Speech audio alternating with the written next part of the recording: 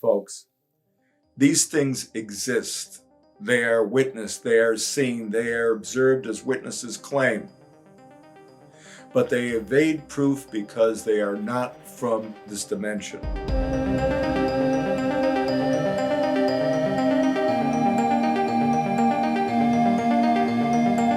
Hi, I'm Michael Brown, journalist and author since 1977, and I'd like to discuss something rather different with you.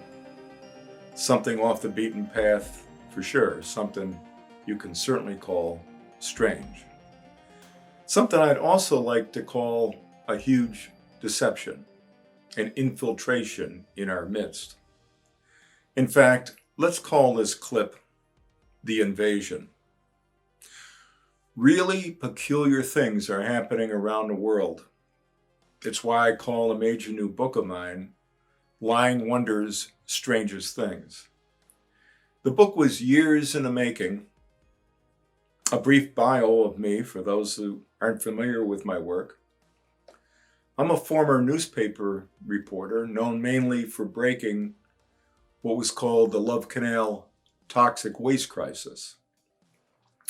I've written 29 books, including ones on subjects like the mafia, also science books. In recent decades, I've written Christian books, the most famous of which was The Final Hour. Back in my secular days, I lectured at about 100 colleges and universities and appeared on many different shows, from The Today Show and Nightline to Art Bell, TBN, and EWTN. I also have written for publications such as the New York Times Sunday Magazine, the Atlantic Monthly, and Reader's Digest. I've spoken in hundreds of churches. I go through all that credential business because this book is truly about things that are literally unbelievable. Excuse the little commercial. The book isn't just about spiritual deceptions, lying wonders, but also simply the strangest cases of many different things I have found around the world. Some supernatural, many supernatural, some natural, all very, very odd, and often beyond odd. Back in the 1950s, there was a massive bestseller called Stranger Than Science. I read it, reread it as a kid, an enthralling compilation of bizarre phenomena and strange situations. This book, after more than a half century, with so much more information now available, is sort of an update of that, although I believe even stranger. Strangest Things. It's a collection of the most astonishing accounts I could find on the planet and proves out an old saying by famed philosopher and geneticist J.B.S.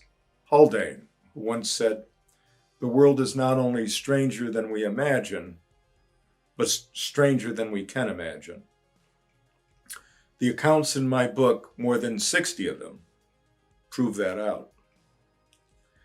But what I found in doing a book is that there is a peculiar link between many of them, between oddities and phenomena and strange things that on the surface seem disparate, to have nothing to do with one another. Take UFOs, so much in the news these days, even on the pages of the staid New York Times. We're hearing so much about them, even from the military. And aliens. There have been literally millions of reports, including now thousands of people who claim to have been abducted or to have seen extraterrestrials, most commonly the grays that are short with those slanted black almond-shaped eyes. Reports are exploding globally. Bigfoot, Yeti, the abominable snowman. In the southern states, skunk ape. These reports, too, are exploding in our midst. No matter how we try to ignore them, they keep cropping up in the news with sightings just about everywhere, from Canada and America's Northwest to Florida and many, many places, especially in Asia, Africa, strange entities. There's Bigfoot, and in times of old, there were dragons and trolls, fairies, and now there are strange creatures such as the famous Mothman in West Virginia. And lake monsters. Did you know there's more than 300 lakes in North America where folks insist they have spotted creatures, creatures that resemble the famous one at Loch Ness, Nessie, there in Scotland? You've seen the old photos ad nauseum. But I have some new information on such alleged animals. In deepest Africa, natives insist, and a few intrepid explorers insist, on the existence of a relic dinosaur, a brontosaurus-like water animal resembling Nessie that they call Mokali Mbembe. That was first reported to the West by French missionaries a bit more than 100 years ago. Missionaries who themselves found large tracks the size of an elephant's, though they were clawed and though there were no elephants around. The natives claimed that Mokali Mbembe had killed them all, along with all the hippos. Other dinosaurs are reported along the Amazon River in South America. And in other places around the world come accounts of shape-shifters, skinwalkers, werewolves, raptors in far-off remote islands. So many unusual things we're seeing on TV or Netflix or online are connected in ways I never realized. What they share in common is a bit chilling for those who have eyes to see and ears to hear. Take UFOs. Why, after so many decades of government investigation, going back to the 30s or at least 40s, and endless private sightings, is there still not a shred of tangible physical evidence, at least not publicly available? Why is this also the case with Nessie and with Mokali Mbembe and Bigfoot? Despite some claims to the contrary, there never has been any evidence that bore up to laboratory microscopes and chemical analysis, not in an indisputable fashion. Instead, what one finds consistently, amazingly, are spiritual links. Folks, these things exist. They are witnessed, they are seen, they are observed as witnesses claim. But they evade proof because they are not from this dimension. Take one of the most documented UFO cases, that in Rendlesham Forest in UK. Underline the word forest. You'll know why in subsequent videos. The episode started the day after Christmas in 1980 around the witching hour of 3 a.m. The first witnesses were security guards, but before it was over, more than 20 military folks observed strange lights over the installations there and over the course of several days, including a chief officer, Sergeant Jim Peniston. It was very impressive. It seemed clearly extraterrestrial, open shut, a physical object from some other planet, some other galaxy, some other universe, right? I'm hardly going to sit here and tell you there isn't life on other planets. The galaxies may teem with life. Are there millions of galaxies or billions? Are there billions of stars or trillions? But note that through the centuries and through now a U.S. military installation, Rendlesham, that this place was also home to occult happenings, phenomena. There had been druids there at Rendlesham before it was a base, and witches previous centuries.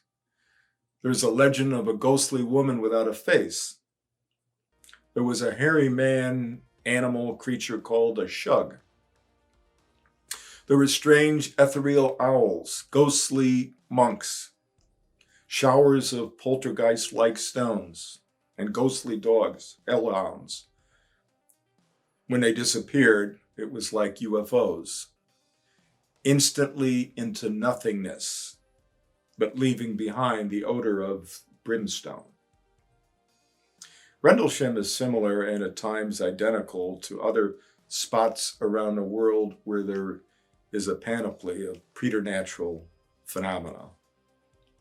You'll find reports of UFOs, orbs of light, strange creatures, apparitions, missing time, poltergeist activity, and aliens at Hoia by Siu in Romania, Transylvania, called the most haunted forest in the world, replete with crooked trees, orbs of light, and, of course, creatures.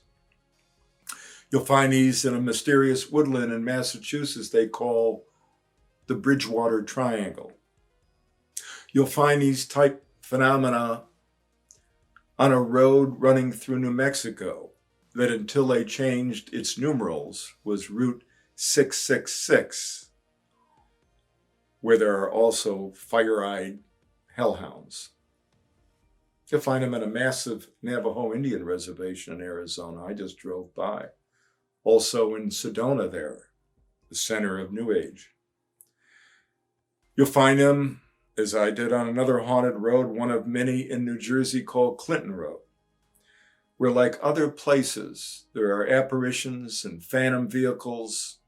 I saw one myself. Mount Shasta, California. Mount Diablo there. There's Mount Rainier in the state of Washington, where the first famous UFO case occurred in 1947, involving a very credible pilot businessman named Kenneth Arnold. I'll be doing an entire video on UFOs and on mysterious hotspots, because there are hundreds. But here's the point, the questions. Why is it that there's such fear, horror attached to UFO sightings, especially alien abductions? Why did Kenneth Arnold later claimed to see small UFOs or orbs in his home? Why do these UFOs and aliens seem to follow families through generations? Why is Mount Rainier also known for, yes, Bigfoot, which, by the way, was also spotted near the most famous UFO site in the U.S., Roswell, New Mexico? Why do UFOs often leave the smell of sulfur, a stench associated with evil? And why is this also frequently the case with Bigfoot? Why there in deepest Africa does Mokele Mbembe leave such an odor? And is it a coincidence that most of the sightings are in hoodoo voodoo territory, where witch doctors are so prevalent? Why did a missionary in the Amazon, who was describing a lake creature, relate a curse those who saw it claimed comes upon them, along with a sickening smell? Why are UFOs also prevalent near Loch Ness, as they are at other places where creatures are spotted, such as Skinwalker Ranch in Utah, or Devil's Lake in Wisconsin? Why do aliens vanish when someone uses the name Jesus? How is it that a saint named Columba was able to banish the monster at Loch Ness with a Christian command? We can go on with these questions. Why are there so many at grave sites? You can cite as an example Mothman, or why are they seen near Indian burial mounds? Why did Loch Ness draw personalities such as Aleister Crowley, the darkest, most famous magician Satanist of the last century, who bought a home on Loch Ness and was said to be able to conjure the monster, and whose home, by the by, had that sulfur odor. Let's say this for now. Perhaps one of the reasons U.S. presidents and other government officials can't get a clear answer about UFOs is that the military and scientific community, astronomers and other investigators can't get a grip on it. Look, I've investigated psychics. In my naive days, I attended seances to do research, table tippings, readings. I investigated ghost and UFO reports personally. It's all the same package. What does the Bible say? Well, hear this from the Book of Wisdom. Quote, "In return for their senseless, wicked thoughts, which misled them into worshiping dumb serpents, you sent upon them swarms of dumb creatures for vengeance, or new created, wrathful, unknown beast." Unquote. We don't have physical proof, undeniable proof of such phenomena because scientists and paranormal buffs are trying to capture a will-o'-the-wisp, a spirit, a wraith, a ghost. We're speaking here of the demonic. Evil spirits are flooding into our reality in masquerade at this time of heightened, historic spiritual warfare. They're deceptions, like I said, a masquerade, what the Bible calls lying wonders, and they're pure danger. Stay away from any such phenomena.